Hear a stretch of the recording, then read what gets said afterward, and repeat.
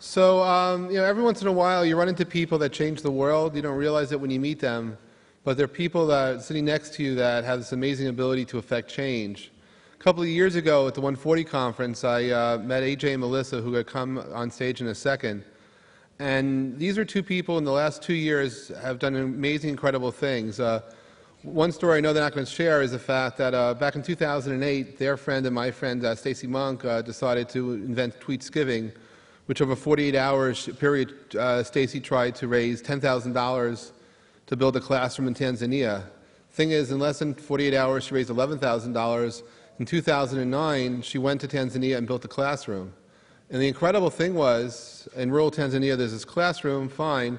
On the day that the classroom got electricity, the kids went on the internet, and Melissa actually taught these kids how to tweet. She came up with a teaching methodology of how to teach sixth graders the concepts of Twitter, and today these kids are known as the Twitter Kids of Tanzania.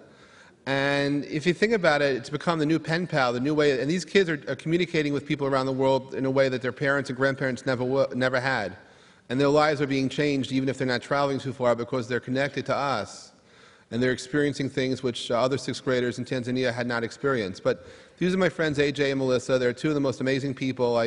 Every day I try to encourage people to make the most of each day and to make the world a better place and to do good. These are two great people. AJ and Melissa, come on stage.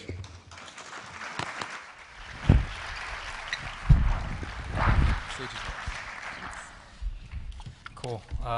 I'm AJ, and this is my wife Melissa, and we nomad around the world and help tell stories on the web. So we're going to talk about a project that we worked on in Kenya with Global Hope Network International on GHNI. They're at GHNI. And what Global Hope does is they help communities in the developing world become sustainable over a 3 to 5 year period. So a lot of communities, they need aid in order to live.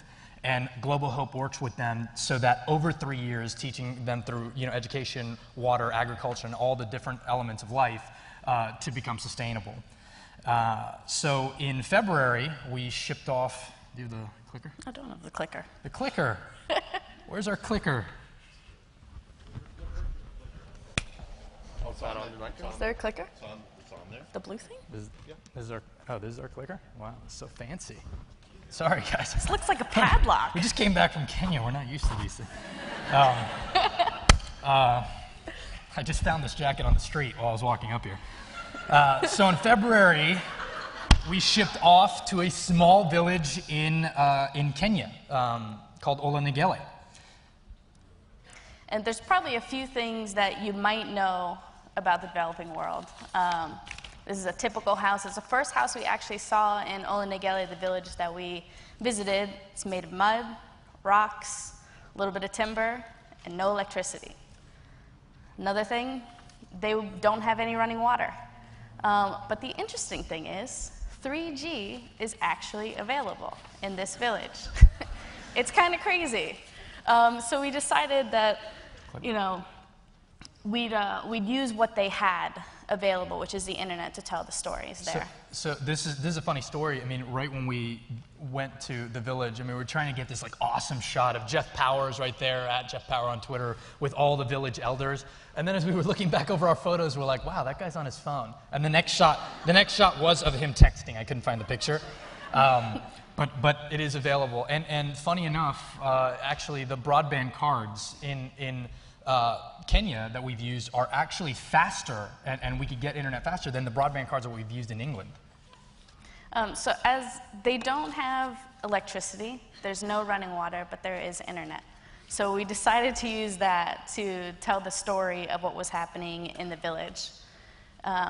We basically bought an old G1 off of a guy on Craigslist. We unlocked it. It was incredibly bootleg. It was really ridiculous.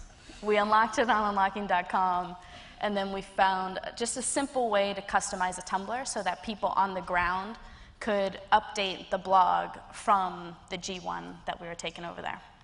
And Global Hope is a very small organization, so we had to do this on a shoestring budget. Obviously, everything that we just told you cost $150.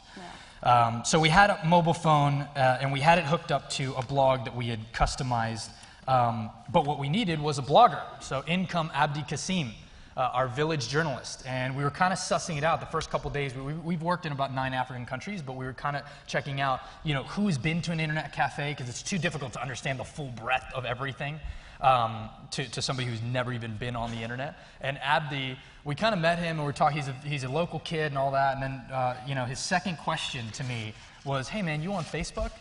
And this is when I tell you, this is like 4 hours outside of Nairobi. There's a mud house to his left right here, and he's asking me if I'm on Facebook.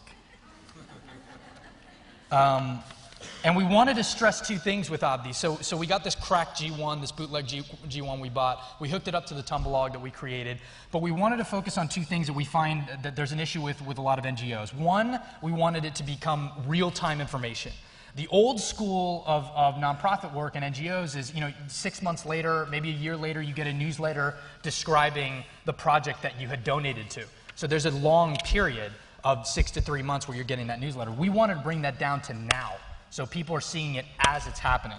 And number 2 is we wanted to focus on telling the entire story, because as my wife likes to say, there's 2 things that organizations usually tell you. It's either the really good stuff or the really bad stuff, but it's usually only one aspect of that story. So we wanted to tell everything. So on olanigele.ghni.org, which is a blog we set up, which Abdi is updating from on Tumblr in real time, you can see some of the good things. The day that 40 locals came out in 120-degree weather to dig a mile-long ditch to get water into their village. The day that the pipes were laid. The first day running water came out of the actual well. And then the bad things. Oh, this is a good thing still. People tweeting out, and the world was watching at this point. And then the bad things. A rainstorm came and collapsed this entire structure that people had donated for, and it collapsed, and this happens in development work. It's an imperfect science. You're not hiring GCs from Home Depot. You're basically getting anyone who says that they know what a hammer is to come out and build this. And looking, the pain, the need to rebuild. So after we had all the content, we created just a simple way that people could follow the story of what's happening in the village. People could they could follow it on Tumblr, they could subscribe to it on RSS, they could get email updates, they could follow GHNI on Twitter. There was a ton of ways for free that people could see the progress that was happening in the village. And we believed, our presupposition was that real-time information creates a sense of authenticity and trust. A lot of us in this room, you guys know it as well as I do, we've made legitimate friends on Twitter that then you have lunch with and you do business with. And that ability to communicate in real time has created this sense of trust. And we thought if we could bring even more real-time information, would people support an NGO they've never heard of and a village which they'd never heard of? So we created a simple way for people to join the village. Villages only need, in this area, they only need $40,000 over a 3-year period to become sustainable. That's not a lot of money. So we invited, while we were out there, 100 people to join the extended village. It was a link from the Tumblr. And so anyone could follow the village for free if you wanted to join and become a part of the greater story. 100 people, $12 a month, and gave them even more real-time information. Part of the more real-time information was a Facebook group that all the people who joined the village were able to join that Facebook group where people from GHNI talk about where the money is going, what are the problems that are happening, what are the successes that are happening, because they actually talk to the people on a weekly basis who are on the ground. So as they're having those Skype calls with people in Kenya, they're updating the Facebook group. No filter, no PR, no marketing person. It's literally the guy that's in charge of that village talking you directly through it. And then there's also, we did a live GoToMeeting call from the village to supporters so that people could see the people that they're supporting, and the villagers could see people sitting in their living room and know that there's somebody on the other side of the world that cares about their story and that cares about their development.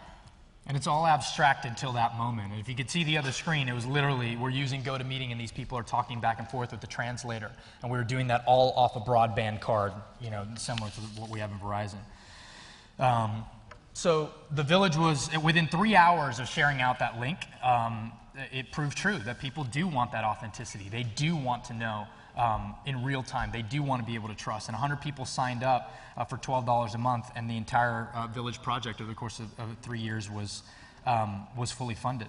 And I think the main thing for us, the trajectory of this community, this Ola Negele community in Kenya has been forever changed because A, the ability to tell real-time stories in a lot of developing world areas exists and people don't know about it, and B, that human beings like us are compelled by authenticity and truth. And if you tell us the truth, then we'll probably go with you on a narrative and help you do what you need to do. So that's about it. We have 47 seconds left if anybody has any questions. One big question. Is that it? All right. There's a question. Is there? Over there. Okay, sorry. Oh, the next. We're still figuring that out, but I think it's going to be Indonesia. This model has been rolled out now in Kenya, Ethiopia, and I think Indonesia is going to be next. So. Thanks. Cool. See you guys later.